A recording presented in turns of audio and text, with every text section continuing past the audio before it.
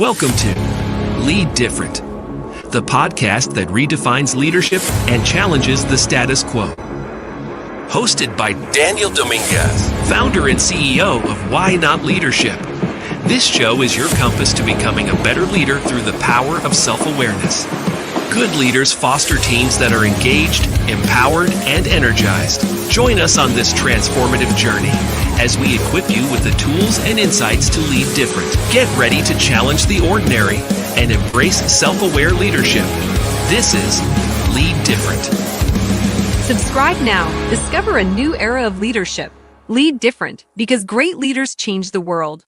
Hey everyone, and welcome to the Lead Different podcast. Today we're going to be meeting one of my good friends and a great entrepreneur, an innovator in the industry, Zach Lovelady, who is the co-founder of 𝗵𝗵𝗁. Let me tell you a little bit about this amazing young entrepreneur. Zach Lovelady is the co-founder and chief technology officer at 𝗵𝗵𝗁. It is a trailblazing e-signature company that was born from real-world frustrations and a bold vision for change. He is the driving force behind the development of 𝗵𝗁𝗁's advanced e-signature SaaS platform. Zach is passionate about making contract signing more than a legal formality, transforming it into a seamless, secure, and relationship-building experience. Let me tell you a bit about where that comes from. Alongside with his childhood friend and co-founder 𝗵𝗃, Zach transformed a napkin sketch into a thriving SaaS business that challenges the industry giants.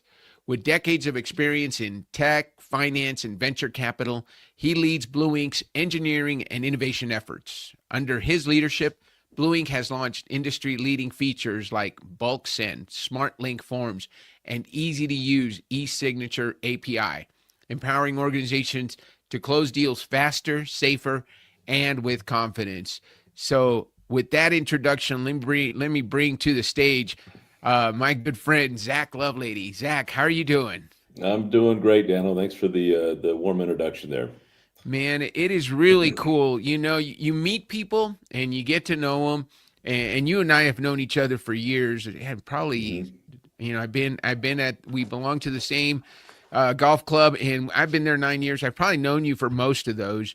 And, you know, we never really talk about work, right? And then once we started talking about work and you learned about what I do and I learned about what you do, it's amazing what goes on in the background. You have built an industry leading company along with your best friend. And the reason I wanted you on the podcast is because of your leadership journey, but also because it's such a great story.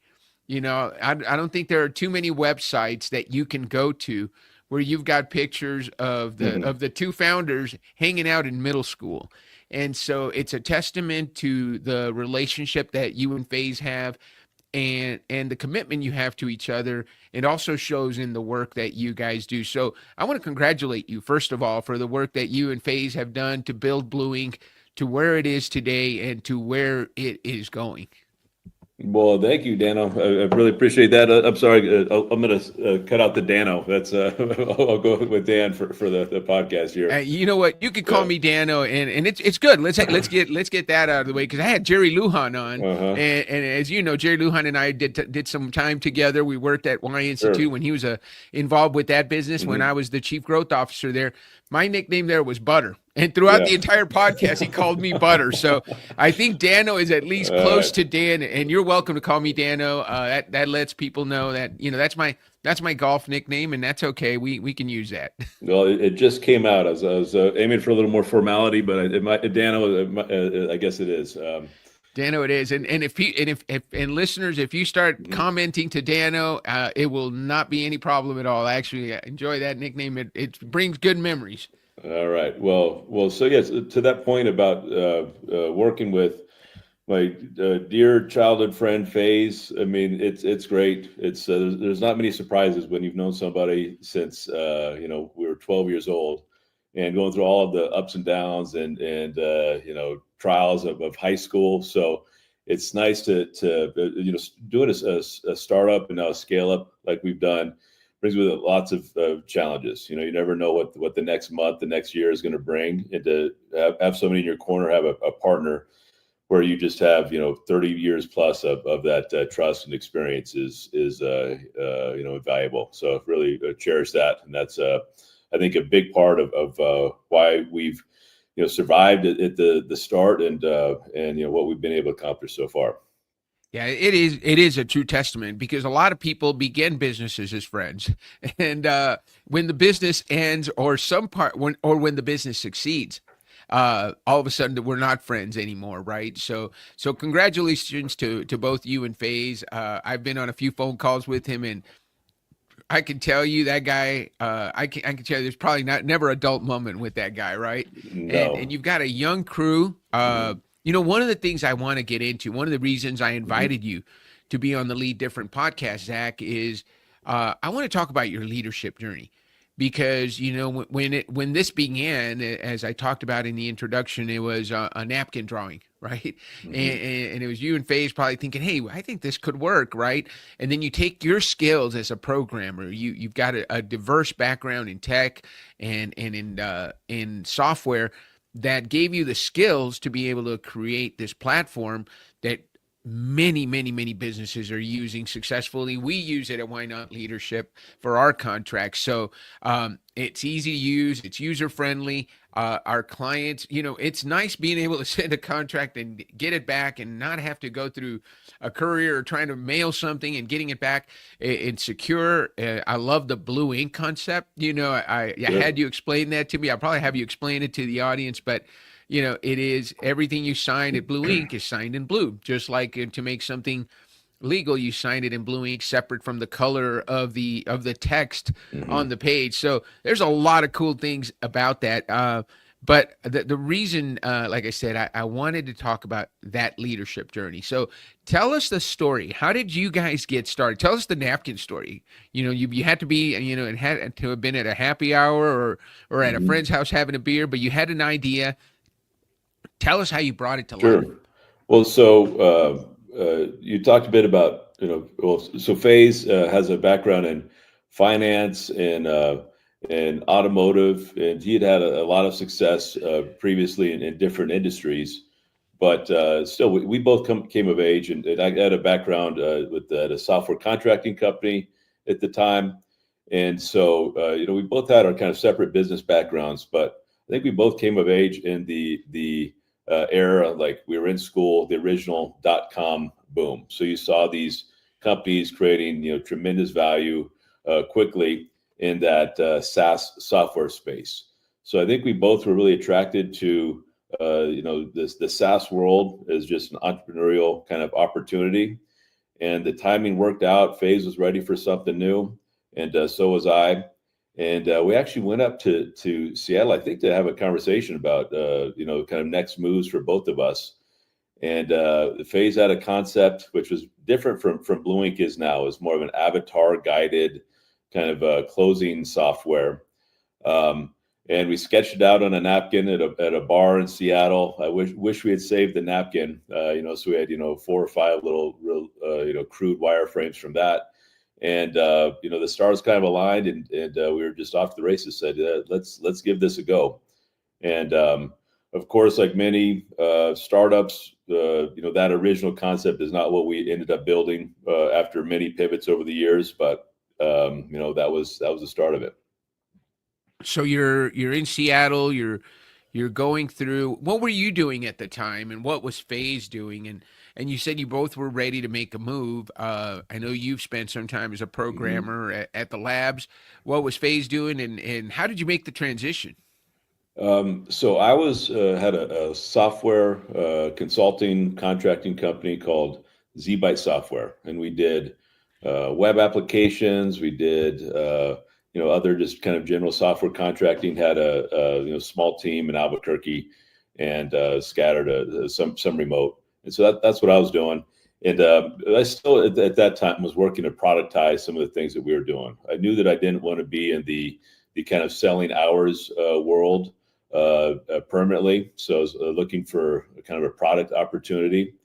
And 𝗱, I believe at the time, was at his finance company, his car dealership, doing auto finance as well. So he's always had kind of a diverse set of business interests. So we were chugging along. I was, probably 10 years into, maybe 8 years into that's kind of more contracting kind of company, and I knew that wasn't where my heart laid, kind of long term. Yeah, no, thank you for sharing that. And that's a big part of the folks that I like to have on the show is people who said why not to something. And you and 𝗱 had a why not moment. Your why not moment was like, why not us? Why not take on the giants? Everybody knows that other company that does electronic signatures, and almost everybody recognizes it. But I can tell you, there's something about having a company with amazing customer support, great software, and stuff that works, and simple instructions. Because not all of us out here that are using the software are as tech savvy as you guys are. So you've made it a very easy to use product. You've made it very highly supported. Plus, we get information from you guys. What is the goal for Blue Ink? Where are you guys going? What's exciting right now? And I know some of these answers, but I want you to share them with the audience. What are you working on right now that people should be excited about, that might want to make them consider, hey, I'm using that other document signing company. I ought to use Blue Ink because. And let's finish that. Sure. Let's finish that sentence. Well, let's say where we're at as a company is we're blessed to have some great customers. We've got customers from the very small, just paying us $20 a month, up to six-figure organization-wide contracts. We're strong in many different industries. We do a lot of state, local, education, government, insurance, professional services, anybody, company small or large that's moving a lot of paper and getting signatures is a great fit for us. So what I'm really excited about now is we've done all of this hard work to know that we've got a great product that people love. We've got a great support organization that keeps people coming back and renewing with our product. So we're at that spot where we've got really good, product fit and with our customers, and it's a huge industry. So what we're really focused on now is just getting the Blue Ink name out there, getting in front of more customers, and looking to kind of enter that next stage of growth. So that's what's I'm spending a lot of my time and energy on, which something we've talked about, Dan, is that's a pivot for me, because I spent a lot of years just on the keyboard writing software. Just that was my overwhelming day job. So some of the things that we're working on together, and kind of moving me in that direction of like freeing up my time and bandwidth to focus more on building the business as opposed to just being too in the weeds with the technology. And I definitely want to talk about that transition, but that's a good segue, Zach, because as we had conversations, so one of the things I have to give you credit for, if you look over Zach's, I think that's his right shoulder, there's a couple of plaques back there. He's a two-time champion, captain of the annual Players Cup at the Albuquerque Country Club. And I don't say that lightly, Zach, because it is a very diverse group of guys, most of them in leadership or positions of power, a lot of big egos, a lot of different personalities. And in the last 4 years, you've been able to win that a couple of times, and you don't get to know exactly who your team is. So you do get to pick, and you and your partner have a very scientific way that you do that. But that's how I was exposed to your leadership. One of the things I talk about, and I think sports is a great analogy for life, is you and Praveen did a great job of not only picking a great team, but also captaining. And by captaining, I mean leading in a way that was fun and everybody could just go out and be themselves and shoot the best score that they're going to get, because at the end of the day, people don't perform because they're being yelled at to perform, right? They don't perform because you put pressure on them. Every single person is different, but by having that very important algorithm that you guys did, and you looked at many factors. I don't think anybody looks at that with the precision that you and Praveen did in terms of picking your people. And I was lucky to be on one of those teams, and I was so impressed by your calm leadership and the ability to just get a group of guys to respond. And we had a tremendous comeback. Right? We did. On the last day. So, and I hate to bore you guys with a sports story, but I know that if you're a golfer, if you've ever played a sport, you understand the importance of bringing a team together and getting them fired up to go out and absolutely do their best without putting undue pressure, because that also can break people, right? It can make people not give you their best performance. So that's how I was introduced to your leadership. I was so impressed by it, Zach.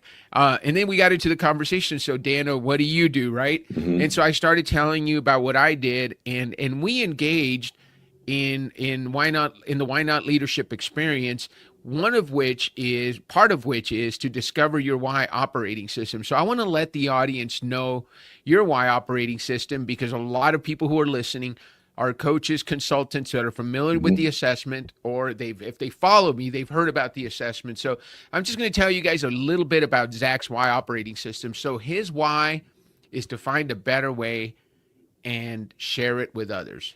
His how is mastery, to master things at a deep level, and his what is to clarify. And it's amazing because as Zach and I work together, that really came through in the work that he does. He is constantly, and obviously when you look at your company, always looking for a better way, always looking to see how can we do this better. Your how of mastery definitely shows in the attention to detail, the amount of data and information that Zach is able to go through, the depth of knowledge that he has on his industry and what you do at Blue Ink is amazing. And of course, the clarity really comes through in how well everything is explained. Your clients are not lacking for clarity in how to use the software. So it really comes together, but that's my opinion. How did it feel to you when we went through that process in terms of understanding that you're an innovator who likes to dig deep and help people get clarity? No, it was great. It was really, I liked one of the themes of the leadership through self-awareness. I think there was these things that I knew about myself. I knew the way that I like to work. I knew the kind of challenges that would fascinate me that I could really dive deep on. And also knew some of my weaknesses. Like sometimes that I would be, maybe go deeper onto a problem than was really necessary. So to do the YOS and see those as it came out as the top three, it was kind of aha moment. Really made sense. Really did it kind of align with how I see myself, and then having those as tools, to kind of make it explicit like that. You can talk about the better way, mastery, clarify as sort of complementary and competing aspects of how I like to approach work. It gave me a new kind of tool set to understand how I like to work, understand how I like people to work with me, give me information. So pretty quickly, that became, a real useful tool to, I think, be more effective just in how I work with others. Yeah, and as I said, and it's really apparent in everything that you provide, and your strengths are very complementary to your co-founder. I like to think that clarify and mastery people, because of your need for information, of your search for information, tend to be the people that slow people like me down when we need to. Because I'm a ready, fire, aim kind of guy, and if you meet some of Zach's team, they are a fast moving company, So having somebody like Zach that says, hold on a second, can we look into it a little deeper before we make a decision? And can we get real clear on what is the purpose of what we're doing is such a gift to a company. And to have you in a leadership position where you can challenge and you can say, hold on a second, do we know enough before we make that big leap? Do you see that as a strength of yours, Zach, or how have you seen it come across as a strength that's helped you guys make better decisions? That's the other part where I think Clarify and Mastery really is helpful.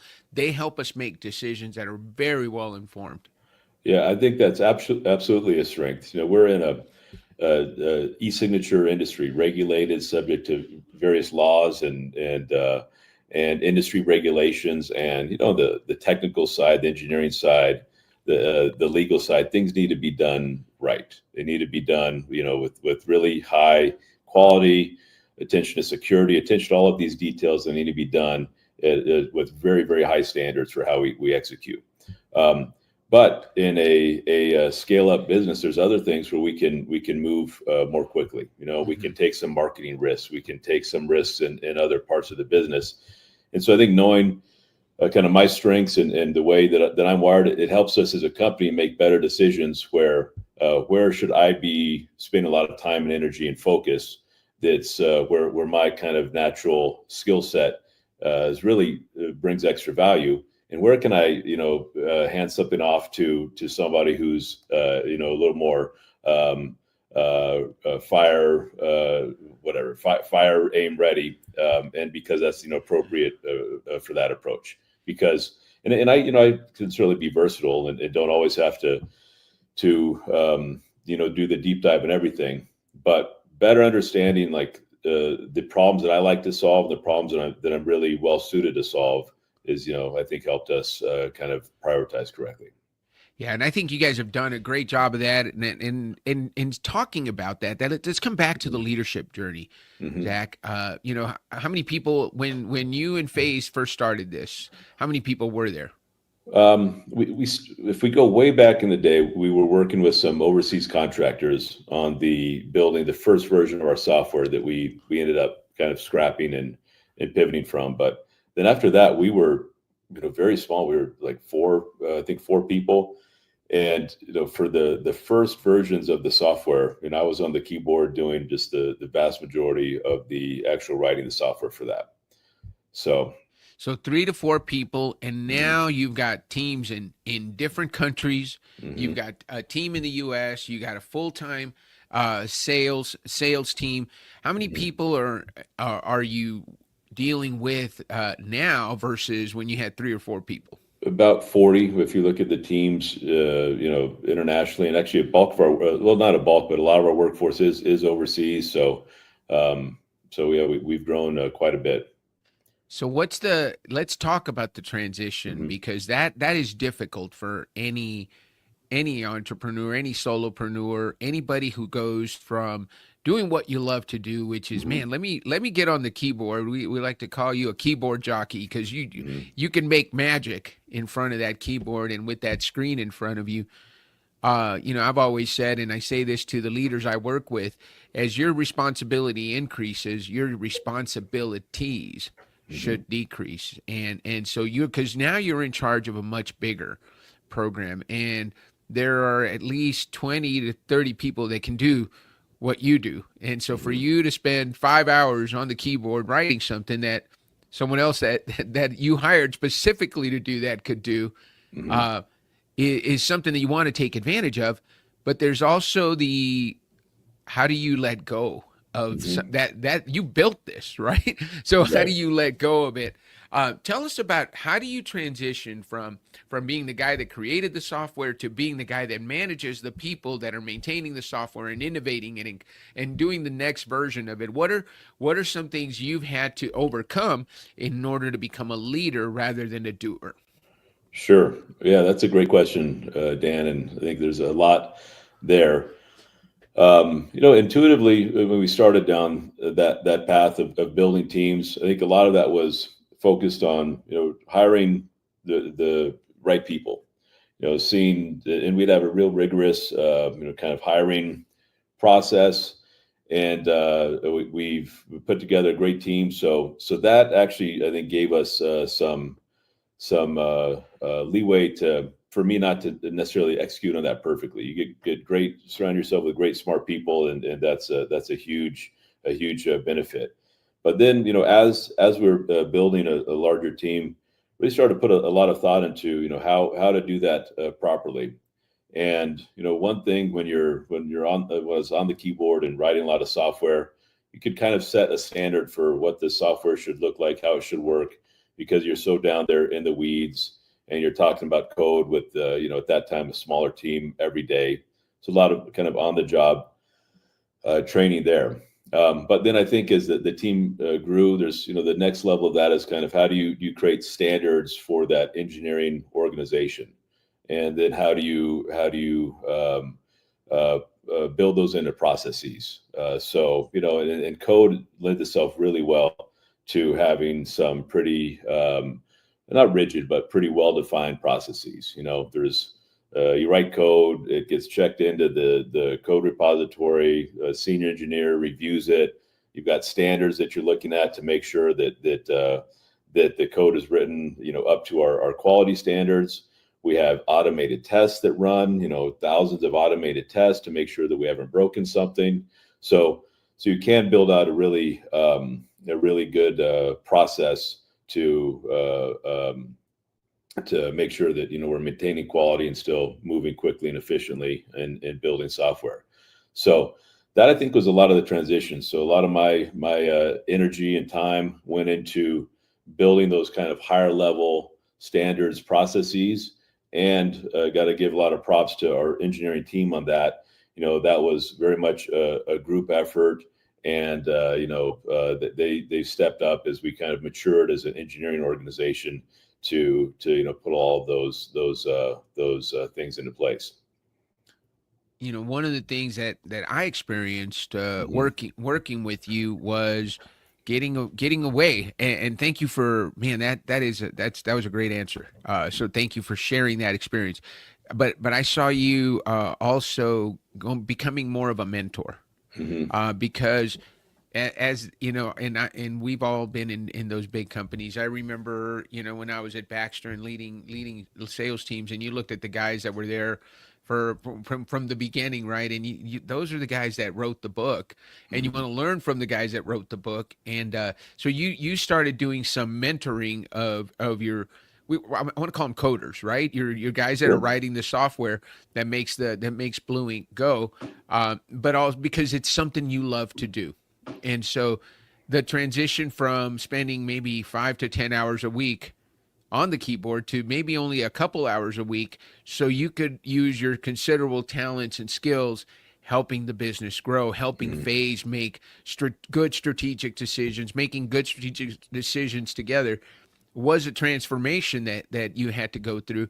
I thought it was brilliant the way you found a way to say, you know what, on one day a week, I'm going to sit down and I'm going to bring in one of my top people, and I'm going to kind of go over the stuff that I like to go through and make sure they're doing it or they understand it the way that I understand it, at the depth and level as somebody with the how of mastery likes to know it.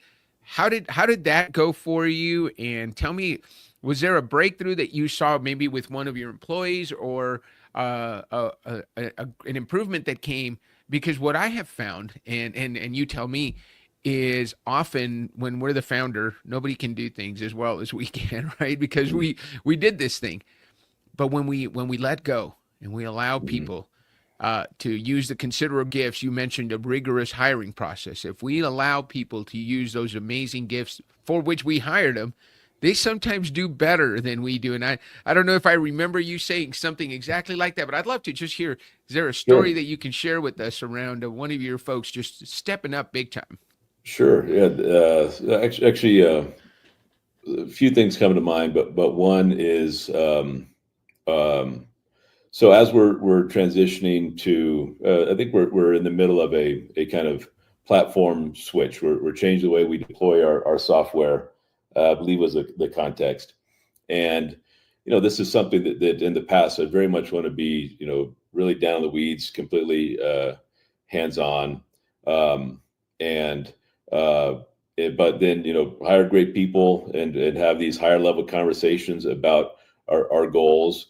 And I mean, it's just, so then, if checking in on a project and asking has X, Y, and Z been done, and to have, in this case, it was Tyler, our VP of engineering, just being like, yes, not only have we done all of that, we've also done X, Y, and Z, which are the next things on the list. And to just have your people consistently surprise you, because you're like, that's great to just to see that not only are they doing something like the way that I want to do it, it's like, wow, that's even better than I would have done.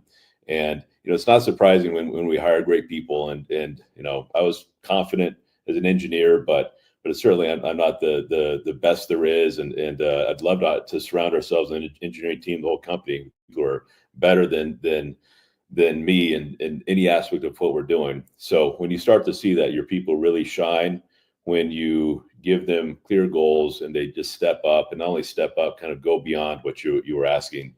There's been lots of moments, but that's one that kind of comes to mind. I want to commend you for a couple of things that you mentioned there, Zach. One is clarity. When you hire great people and you give them clear instructions, they're clear on what the mission is. Mm-hmm.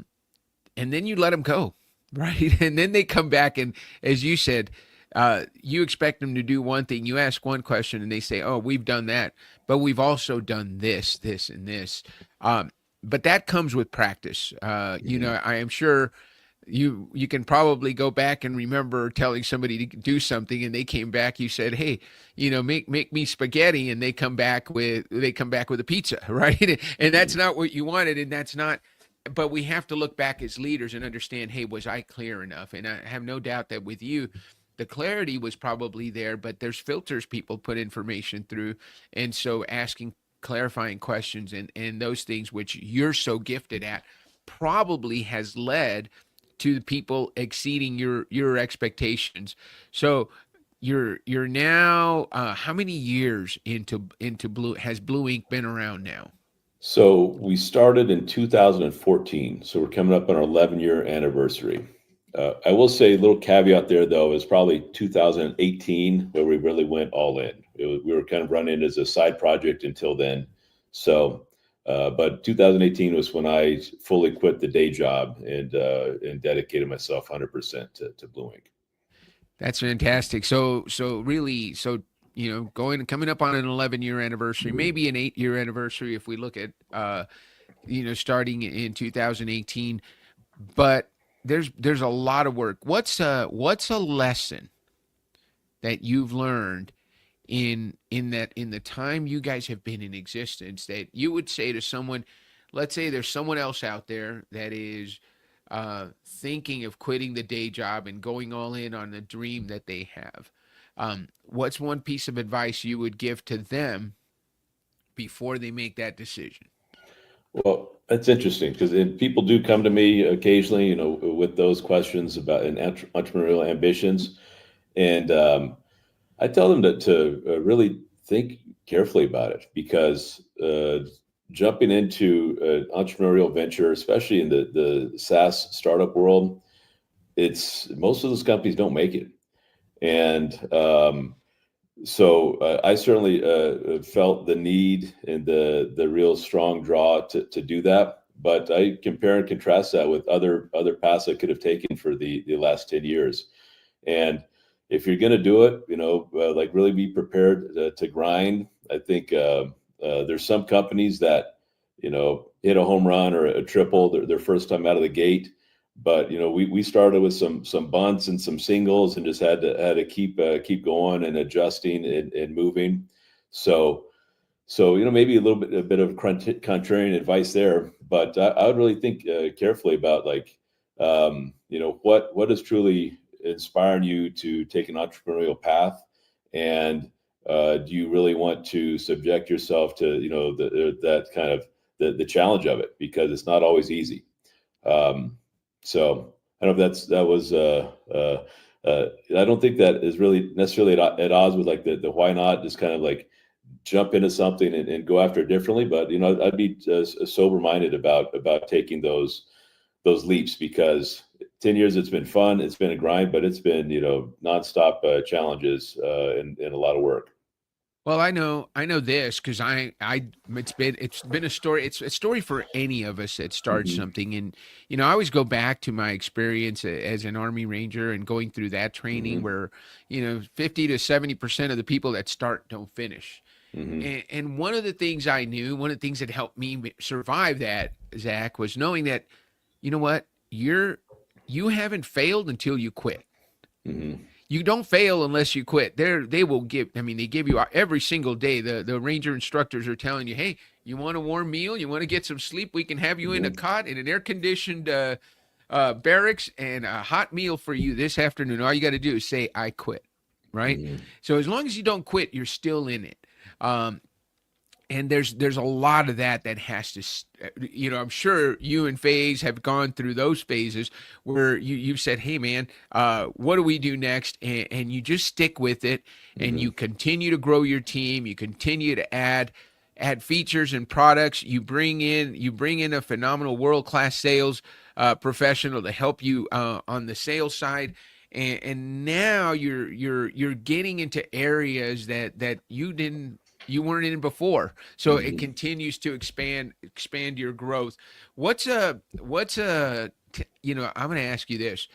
When it comes to your leadership, if I met you 5 years ago and I saw you as a leader, how does it look different today than it would have looked 5 years ago? Sure. Okay. I want to come back to that, but to your point too about the grind, and I think really what was so essential with that is being surrounded by the right people. You talked about 𝗱 and us going back so far, like to have the team. I think business is a team sport, and so that was absolutely essential, especially starting out. There's lots of real challenges there. So okay, and then to what does my leadership look? How does it look different now than it did? If I met you 5 years ago and I saw you leading your team, and I see you today leading your team, what's the biggest contrast I would see? I think what you noticed was 5 years ago. All right, we've got this big project. Let me jump on the whiteboard and start like getting in there in the weeds right away and starting to solve the problem. And now I think you'd see that we talk to the team. We go, who's got the best skill set to tackle this, right? Do we all understand what the top level goal is? How it aligns with the business, how it aligns with engineering. What are the gotchas? And okay, now team, go for it. Put the team together, and so that much more has become my instinct in how we solve problems. Whereas 5 years ago, smaller team, my instinct was always to just kind of dive in there head first, with me, taking on a lot of the work. So probably kind of a natural transition for someone to make as you go from being just a much smaller team to really working through other people. But that was certainly something I worked on and to build up a new kind of set of tools to do that more effectively is really been good, and it's serving 𝗏𝗏𝗁 well. And the results, I'm sure you've seen tremendous results, because there's things you don't see, right? If Zach Lovelady's up at the front of the room and he's putting the notes on the whiteboard, he's not looking at the whiteboard from as far as if you sit back and someone else is doing that, and you see the pratfalls, you see the potential pitfalls, the potential challenges, and also the places where you can push for more performance or higher performance that you don't get when you're right up next to the whiteboard yourself, right? Yeah, exactly. Well said. Yeah. Zach, I would be remiss, and I know that I would hear about it if I didn't ask about a very important member of your team, of Team Lovelady, and that's the lovely and talented Natalie Lovelady, who I've had the opportunity to get to know better through you. What a supportive and amazing individual you have as your life partner there. We did a family YOS, and so we got to get into her Y operating system and compare it to yours, and just getting to know her and see the tremendous partnership that you guys have. That's a big part of, when we started talking about goals, I commend you, because one of the goals that we talked about was also making sure you had balance and spending time, quality time with that person who's been with you since you made that decision. Maybe not as long as 𝗱, you haven't known each other as long, but you made a different kind of commitment. It's a beautiful relationship. You have a great partner who just supports you 100%. What's a key to that amazing relationship that you would say, here's something, do everything else, but make sure you do this, and that will keep that relationship strong, and you'll have a supportive spouse for the remainder of your career. Because we all know that, hey, if things aren't right at home, we don't show up at 100%. Sure. When we show up at the job site. Well, you're 100% right. I'm blessed with the amazing wife, and she's incredibly supportive and caring, and takes amazing care of me. So, what are the keys? I mean, she makes it easy. So again, very very blessed there. That so I think for us that as she pursues her own career and her own goals, and supports me in this. I mean, I think it's for me just stopping and there is that temptation in the startup scale up world. I mean, Blue Ink can be can eat up all the hours that I can throw at it. So it's got to be a decision to step back and make sure that it's focused on that balance and quality time, and taking the evenings and weekends off to really enjoy myself and be grateful for the amazing people in my life, like Natalie and my family and everybody else. So, she's so great that's not hard for me to do, to be reminded that I need to spend some quality time with her. But there were stretches where I was working all the hours, and you realize that's not really sustainable. And it doesn't necessarily even get you better results. There's diminishing returns at some point. And I think you do a great job of prioritizing, because there's a lot. I wrote about this on Father's Day. The importance of, maybe we have to redefine winning, because if we define winning as just a success at all costs, well, you can get that. Could you move faster? Could you do some things even better if you spent 24/7 on that? Yes. But Zach Lovelady would be, Natalie Lovelady would be the former Mrs. Lovelady by now, when you take that approach. And so creating that balance is so important, and making sure you're touching base with the people that are important in your life. And I think you do a great job of that. And I think you're a great example of leadership of your team, and you saw that. And I know that as we worked together, you started seeing, hey, I don't have to do as much of that as I used to. Your capacity is so much more than what you thought you had when you started looking at, okay, there's some stuff that I can delegate. There's some stuff that other people can do, not just as well, but maybe even better than I can. And maybe my job is just to check in, and that takes a lot less time than creating from scratch, right? So kudos to you for that. Zach, what have I not asked you that you want to make sure? Listen, we've got a worldwide platform, a worldwide audience. We're on YouTube, we're on LinkedIn, we're on Facebook, plus we're on all the podcast apps. If there's somebody that's listening, or if there's something that I've missed that I failed to ask, I'm going to give you the opportunity to say, hey, Dan, let's talk about this, and let's make sure we discuss that before we sign off. Well, Dan, now you're making me nervous here. If we got a worldwide audience, I need to come up with something profound. I'll just say, take an opportunity to give you some props.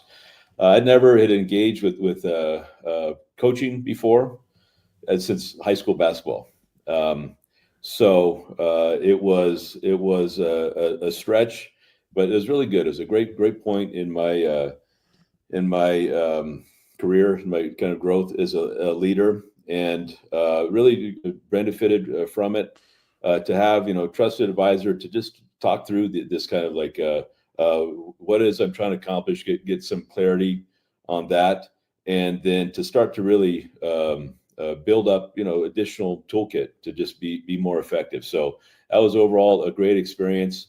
I dig the YOS as it's a practical, effective framework to make some good decisions and work and interacting with other people. So really want to give you props for helping me, and been a great experience, and appreciate you having me on the podcast, and this has been a lot of fun.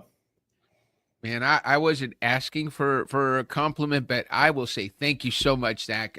It's been a pleasure to work with you and to learn from you and to learn alongside you as you make the steps necessary to become an even better leader than you already were when we started working together. And I'm not done with Blue Ink. I'm here for you guys because I see the tremendous potential in it. Those of you that are watching, that my why is to contribute to the success of others, and anywhere I can do that, I want to do that. There is so much potential and so much more that you guys are going to accomplish. I know what the big goal is, but what's the big goal, that you want to share? Where if I'm talking to you, if I'm doing we're doing a recap of interviews 5 years from now, and I'm going to bring back Zach Lovelady. You guys already know Blue Ink, but I'm bringing back Zach and 𝗱, and they're sitting in the studio with me, and we're doing a podcast. What are we talking about? What did you accomplish in the last 5 years? We're now talking 2030. Well, I'll tell you, like stretch goal, I think we've got a very good plan to keep growing our eSignature product, and we've got kind of a lot of next steps there. But I would love to see Blue Ink grow into being the Blue Ink brand isn't just eSignature software; it's trusted business software. It's innovative technology that is outside of just that lane of document management, eSignatures. So that's the longer term vision. And I think that could be a lot of fun, just to start building different product lines and what we're doing. We're making some moves in that direction. So, hopefully sooner than later can report back on some of our progress there. There's no doubt in my mind that that's going to happen based on the quality of the team that you have around you, the quality of the individual that you are, Zach, and the quality of the product that you're putting into the market. So as the old razor blade commercial, I'm not just a spokesperson for Blue Ink. I'm actually a client. I use your product, and we truly makes our job easier at Why Not Leadership. As I said, when we're bringing on, whether it's a long-term client that's going to be with us for a year, or it's just a one-time engagement, just having a template of contracts and being able to customize and send and get moving, right? Because guess what? That's not the biggest part of the work that we do begins after we sign the contract. So the more seamless we can make that, the easier it is to get to work on the important part of why you hired me, why you hired Blue Ink, why you hired Zach and his team. So I think you guys are doing amazing work. I would love to have you and 𝗱 on one for a catch up, maybe in a couple of years. I mean, heck, I think you guys are going to beat your timeline. Maybe we meet in a year. We talk about an amazing breakthrough that you guys have had. But for now, Zach, I want to thank you for being on. Those of you who are listening, don't forget to, as I'm going to ask you what everybody asks, hit the subscribe button, give us a like, and share it with your friends. If there's something that you learned from listening to Zach's interview today, please tell us in the comments. If there's something that you find of value and you think somebody finds a value, please share it with your friends. That's the way we're going to get more people in the entire world to lead different through the power of self-awareness. So, Zach, thank you so much for being on. What do you say we end the show on that note? Why not? Thank you so much, Zach. It has been an absolute pleasure to have you on the show. I'm looking forward to airing this episode and sharing it with the rest of Why Not Nation. I look forward to seeing you on the golf course soon, my friend. Looking forward to it, Dan. We'll see you out there. Have a great rest of your day, and thank you for being a guest on the Lead Different podcast, Zach. Thanks, Dan. Take care. We'll talk to you soon, and have a great day. All right. This is Lead Different. Subscribe now. Discover a new era of leadership. Lead different because great leaders change the world.